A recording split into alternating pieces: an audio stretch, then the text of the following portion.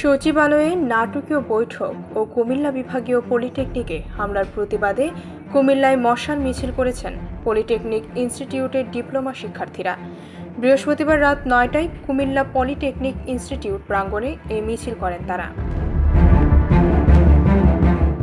এই সময় তুমি কে আমি কে, ডিপ্লোমা ইঞ্জিনিয়ার, কুমিল্লায় হামলা কেন, প্রশাসন জবাব চাই, ৭১-এর হাতিয়ার গর্জে ওঠো আরেকবার, ২৪-এর হাতিয়ার গর্জে ওঠো আরেকবার, জালো রে জালো, আগুন জালো, নাটকীয় মিটিংয়ের কারণ কি স্লোগান দিতে দেখা যায়। মিছিল শেষে এক সংক্ষিপ্ত সমাবেশে বক্তারা বলেন, আমাদের সঙ্গে প্রতারণা করা হয়েছে। আজকে শিক্ষা উপদেষ্টার সঙ্গে আমাদের বৈঠক করার জন্য ডেকে আনা হয়েছিল, কিন্তু একজন অতিরিক্ত সচিব বৈঠক করেছেন।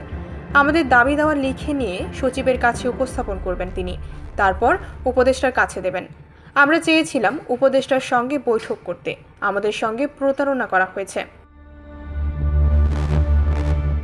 তারা আরও বলেন, সচিবালয়ে আমাদের সঙ্গে নাটক করা হয়েছে, সেখানে এখনও স্বৈরাচারের দূষররা বসে আছে। আমরা তাদের হুঁশিয়ারি করে দিতে চাই, আপনারা সিদ্ধান্ত নিন, পদত্যাগ করবেন নাকি দাবি মেনে নেবেন। যদি দাবি না মানেন তাহলে আমাদের অসহযোগ আন্দোলন শুরু হয়ে যাবে। ডেস্ক রিপোর্ট, ভোরের পাতা।